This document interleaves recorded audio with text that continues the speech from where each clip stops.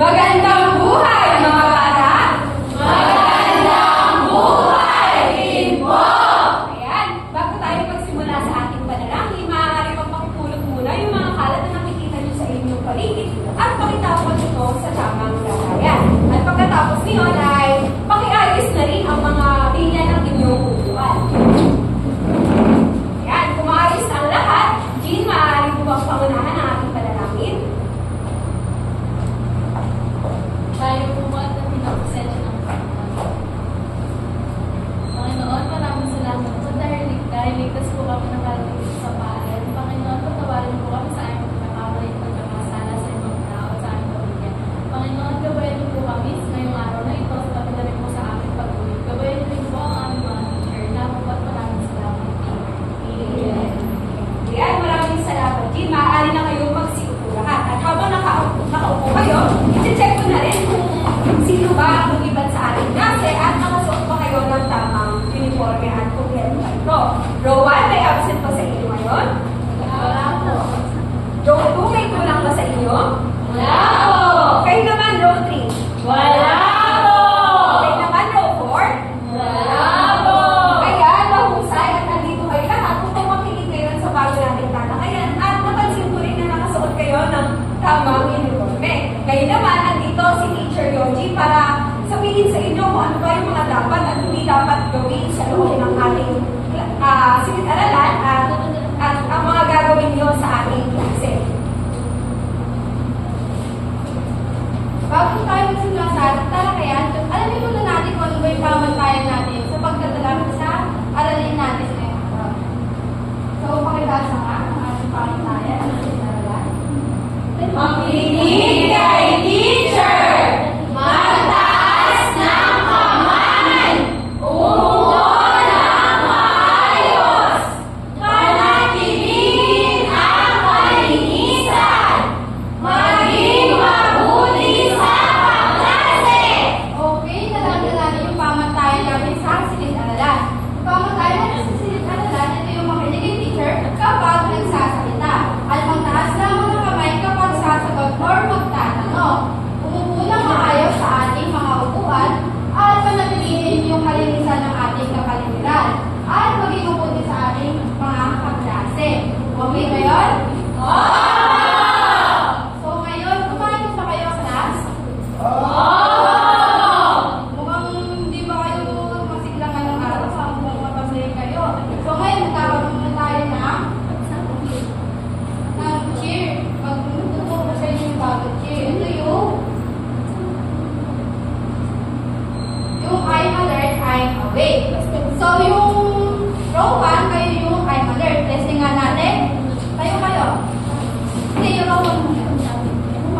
Row 1. Hindi. Sorry.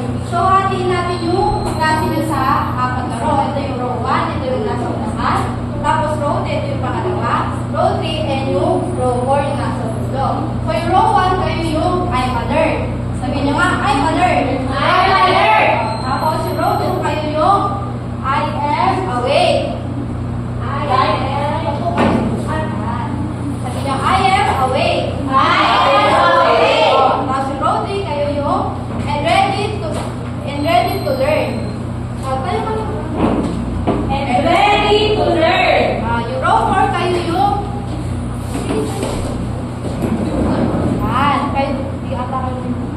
So kayo yung yung to be learned.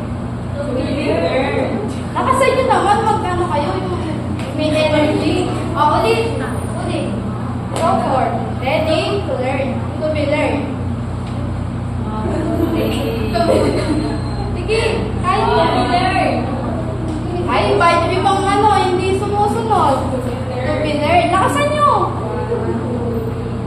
To be learned. Okay, ulitin natin ang dalawang beses yan. So, kada sasabihin ng, kunyari, yung row 1, nauna sila sa I'm alert. So, tatayo kayo. Tapos, pag sumunod na yung row 2, uupo na kayo. Tapos, sunod-sunod, ganun yung mangyayari. So, testing nga natin.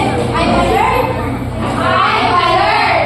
I'm awake. I'm ready to learn. To be learned. To be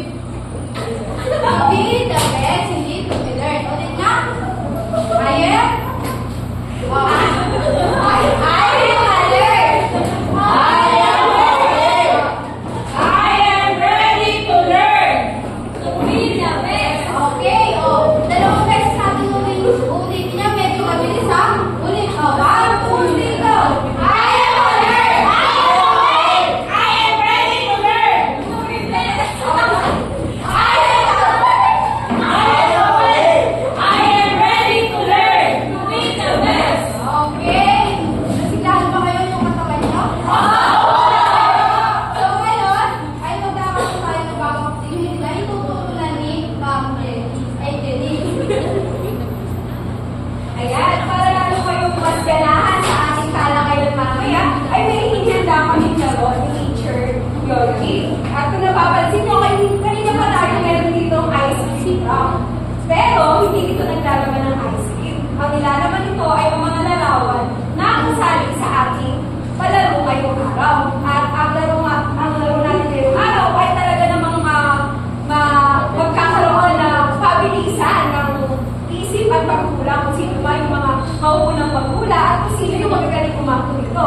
Pero bago natin malaman yun, hahatiin ko muna kayo sa dalawang grupo. Ito ang magiging Hanay A at ito ang magiging Hanay B.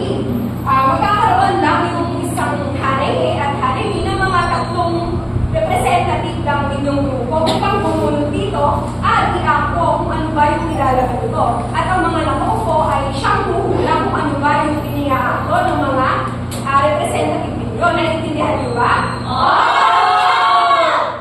Para mas ma-excite kayo, ay may hinihanda kami papremyo kung sino man ang mananalo. O orasan nyo ni Teacher Yogi at kung sino man ang may pinakamabilis na oras o makatapos sa pagkula ay siyang may papremyo. Handa na ba kayo? Ang uunahin natin ay ang Hanay A. So, sino sa inyo ang mga representative? Sila pong sumito. Kayo kayo at Teacher Yogi, pakiayos na ang ating orasan para naman malaman natin kung ano bang oras natapos sila. Joanna muna po ba? Pila mo na kayo. Yan. Tapos, pag nabunod dito, i-akin nyo na yun sa kuwan. Wait lang.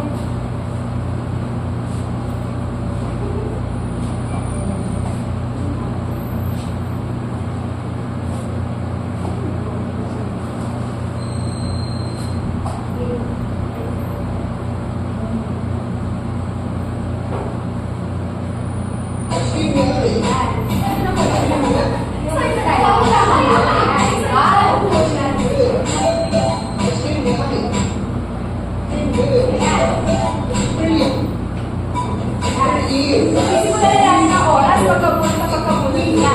Ayan. Isa, dalawa, tatlo.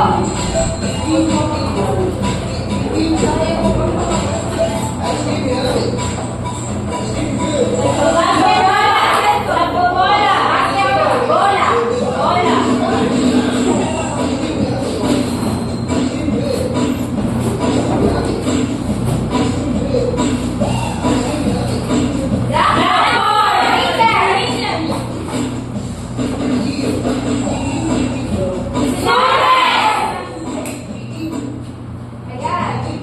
Ayan, ang nakuhang oras ng Hanay A ay 32.57 seconds. Ngayon naman aalamin natin kung anong oras yung kukuha ng Hanay B. Maaari ba pumunta na dito yung magre-represent ng inyong grupo?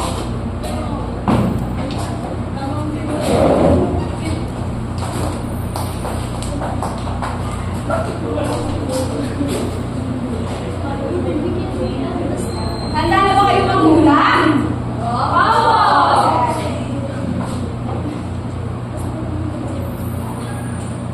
Ngayon, sisimulan na natin ang laro ng Hanay B.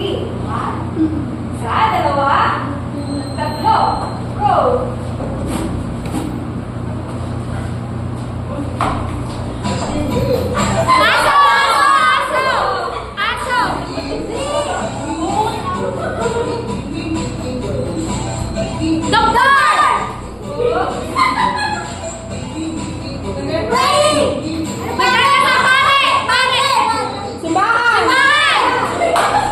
Ayan, ang nakuha oras ng Hanay B ay 25.7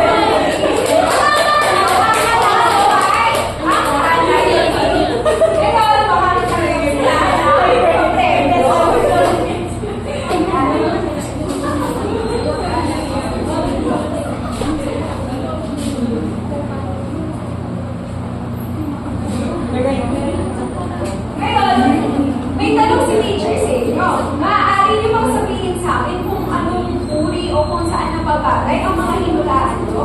Mag-umpisa tayo dito. Masasabi nyo ba sa akin kung ano uri ang simbahan? O kung saan ito nagpapagay? O kung saan ito sige, ayan, tama. Tama ang sinabi ni Wala. Ang simbahan ay nakabaloob sa lugar. Sumunod naman ay ang tungkol. Sino mga kapagsabi ko ang tungkol? Sige nga, Ellie. As doctor po, isa po siya maraming po. Ayan, magaling. Ang sumunod naman ay ang bola. Sino naman ang makakahula kung anong uri ang bola? Sige, Mariela. Halimbawa po ng isang bagay. Ayan, tama. Sumunod naman ay ang eto, sino ang makakahula nito kung anong uri ito? Sige nga, Jill. Ano po siya, teacher? Uli pa man tayo. Ayan, magaling. Ang sumunod naman, sige, Aaron. Ulit ko ng pangyayari o okasyon. Tama. Ang sumunod naman, ang pinakahuli. Teacher. Anong uri kaya siya? Nabanggit ko na din siya kanina. Tama. Sige, Giselle.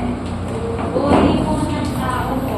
Ayan, magaling. Lahat ng inyong sinabi o sinagot sa akin ay tama at ang mga larawan na nakita nyo ay konektado ngayon sa ating alamin. Bali, ang mga sinabi nyo ay tinatawag natin pangalan na kung saan natin tatalakayin ito at aalamin natin kung ano ang ibig sabihin ng pangalan.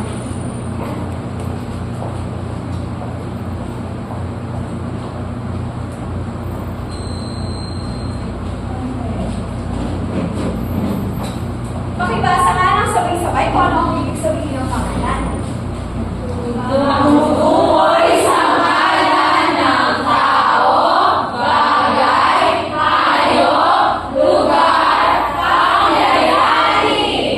Ang ibig sabihin pala ay ang mga halimbawa nito ay parte o halimbawa ng mga pangalan. Ngayon naman alamin natin kung ano ba ang mga ibig sabihin ng tao, lugar, hayop, bagay, pangyayari at magbibigay tayo ng mas marami pang halimbawa para naman mas malaman ninyo kung ano nga ba ang mga tinutukoy nito at kung ano ang ibig sabihin nito. Magsimula tayo sa pangalan ng tao. Sige, babasa ulit ang sabay-sabay. Pangalan ng tao ay tumutukoy sa mga pangalan na ginagamit para sa tao. Maaaring isang tiyak na tao o pamamaraan na matawagan sa tao.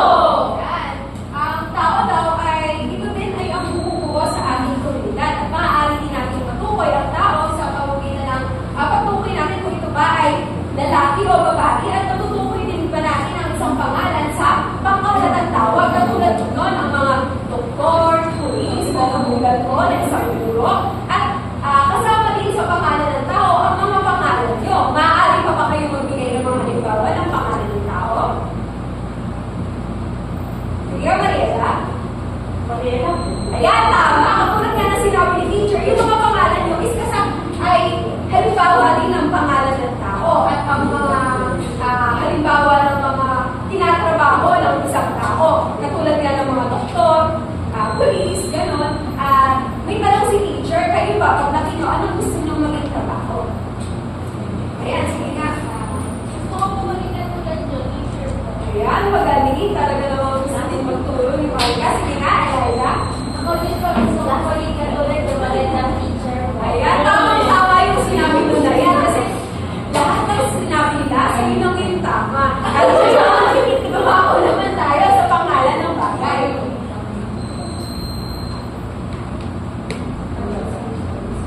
Ayan. Pakibasa ka ulit ang sabay-sabay. Pangalan ng bagay ay salitang tumutukoy sa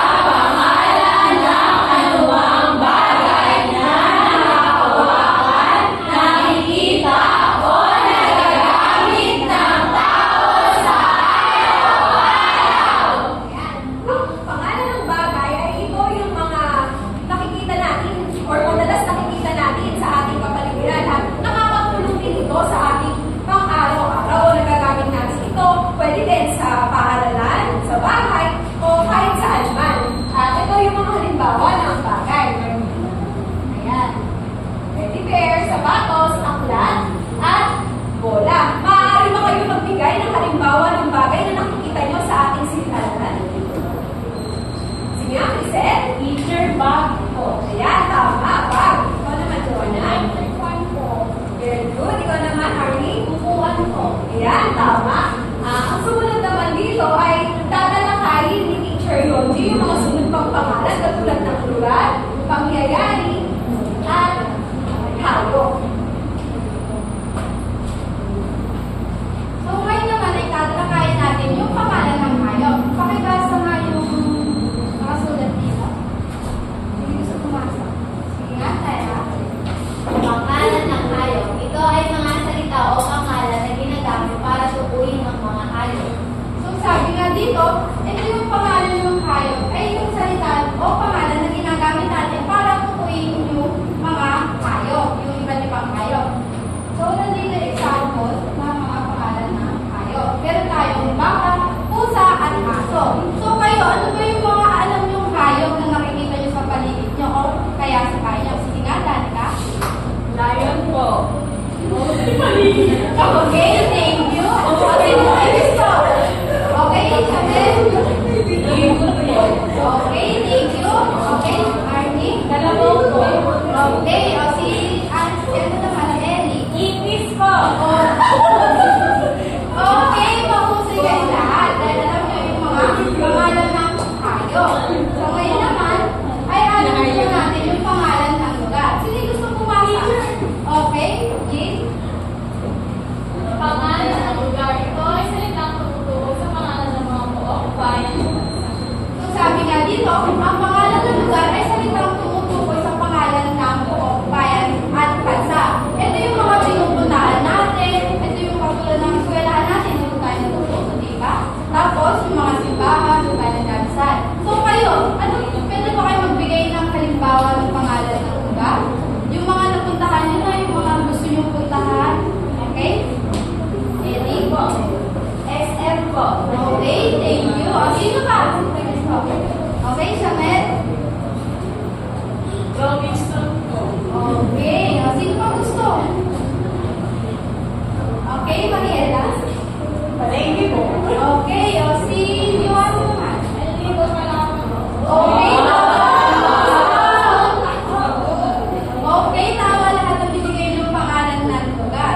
Andito yung mga halimbawa ng pangalan ng lugar. Nagaya na lang ng eskwelahan at palaruan. Ngayon naman, ay tatalakayin naman natin yung pangalan ng pangyayari. O, sino gusto mo basta? Okay, dahil sa ikaw na. Pangalan ng pangalan. Ito ay tumutukoy sa pangalan ng mga kaganapan o opisyon. Okay, nasabi nga dito, yung pangalan ng pangyayari ay tumutukoy sa kaganapan o mga okasyon. Ibig sabihin, ito yung mga sineselebrate natin or yung mga yung mga sineselebrate nga natin, yung mga nagaya ng fiesta, Pasko, diba?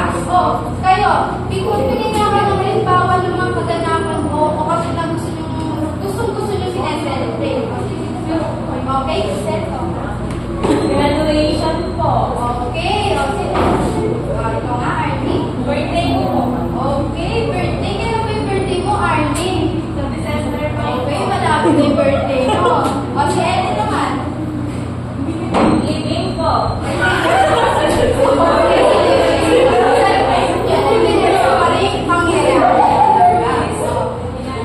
Yan. So, papatungo sa inyo yung mga halimbawa ng pangyayari. Ito yung kaarawan at Pasko. So, kayo, natalakaman nyo na yung mga uri ng pangalan, kagaya ng sao, bagay, hayop, lugar, at pangyayari, ay itatanong ko sa inyo. Ano ba yung, pwede mo ba kayong magbigay ng iba pang halimbawa ng hayop, tao, lugar, bagay, at hayop? Kahit tigil-tigisa lang. Pwede gusto magbigay. Yun din mo, ha? Okay? Ano din? Sa hayop po, kambing. Sa lugar po, Canada. Sino pa? Sa pangyayari po, bagong taon. Sa tao po, pulis po. Okay po. Ano yung pangyayari? Pangyayari Sabi ko lang teacher. Bagong taon. Okay, so, hindi na rin yung picture. So, ngayon,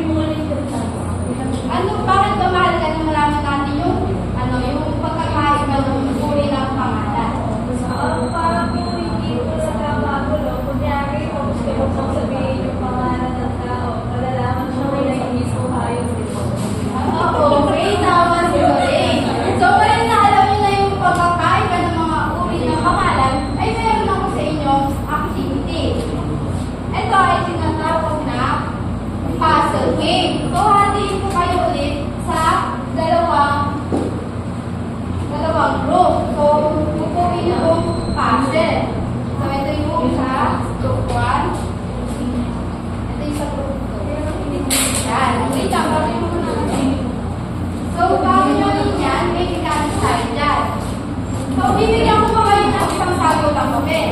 So, ililista nyo dyan, kung ililista nyo dyan yung mga makikita nyo bagay, tao, hayop, at kung ano yung pangyayari dyan, ililista nyo sa papel na ibibigay ko sa inyo. Okay. So, yan. Okay na ba? Okay na ba? Wala yung isang siraso na puzzle. Wait lang.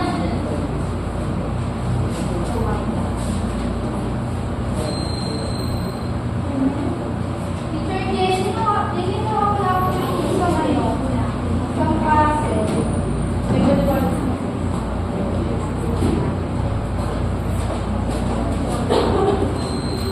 Habang hinahanap si teacher yung nawawalang puzzle, maaari niyong tingnan kung ano ba yung mga nilalaman ng mga larawan.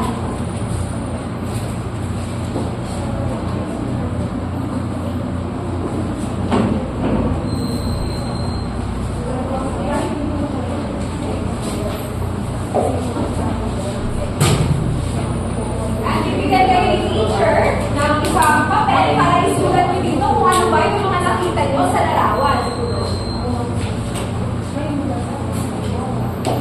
Okay.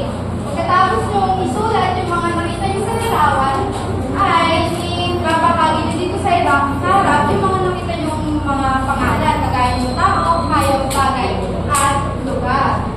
Okay.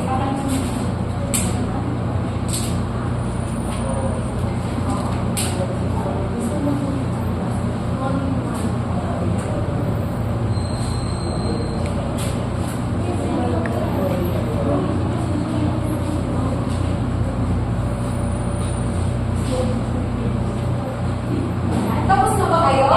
Oo. Di pa po. Dito na yung tapos na po. Meron pa kayong oras para gawin yan.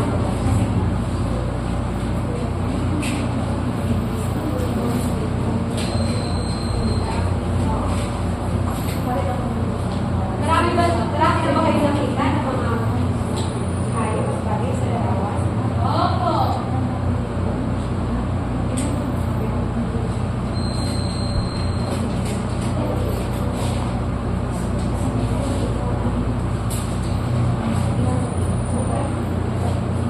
Meron pa kayong isang minuto para isulat yung mga nakikita nyo.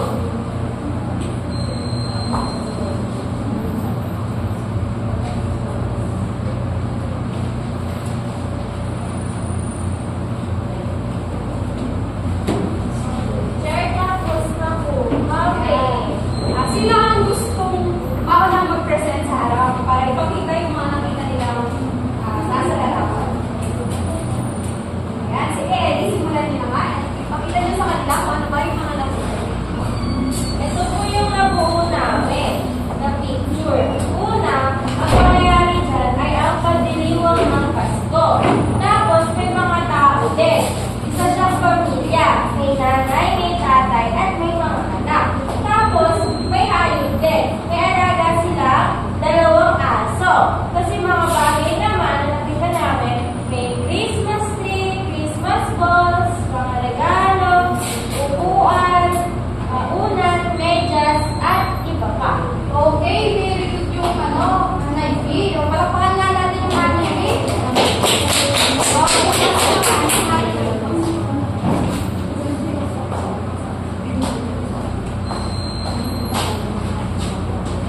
Nawala po isa.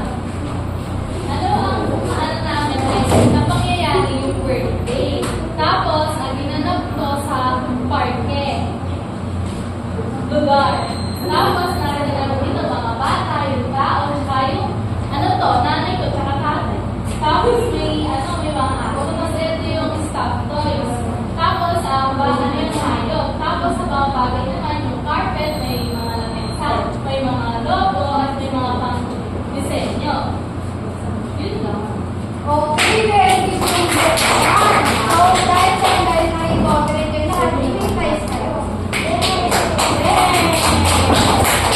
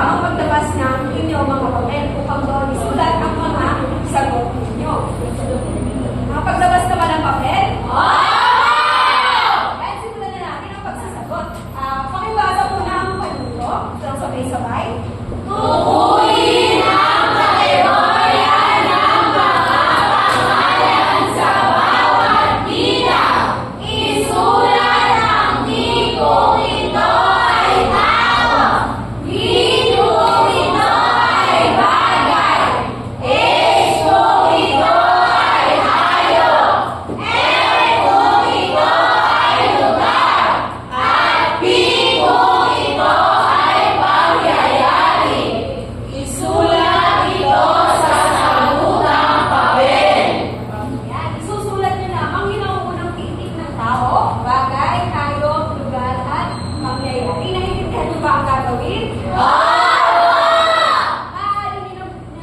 niyo nang simulan ang pagsasagot. Yan. May sumunod pa kayong sasagutan. Pakilipat niya, Teacher Yogi. Yan, pakibasa ulit ang panutong. Tukuyin ang kategorya ng mga pangalan sa bawat bilang. Salungguhitan ang mga uri ng pangalan na inyong makikita sa bawat bilang. Isulat ito sa sabukang papel. Ayan. Bubuhitan niyo lamang ang pangalan ng tao, bagay, hayop, lugar at pangyayari at isusulat din ito sa sabukang papel. Sige, maaari na kayo magsagot. Ayan. Tapos na ba? Ayan. Kung tapos na kayo ay atin ito i-check para malaman niyo ang nakuha niyong score. O ipagpalit ng papel sa inyong katabi. Ayan. Atin na itong sasagutan. Pakikita ko. Ayan, pakicheck na yung papel na nasa inyo para naman malaman natin kung ano ba yung mga mali at ilan ang tama na nakuha nila. Tapos na?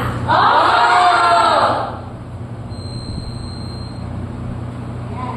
Ayan pa yung sumunod na sinagutan niya. Maaari nyo na i-check.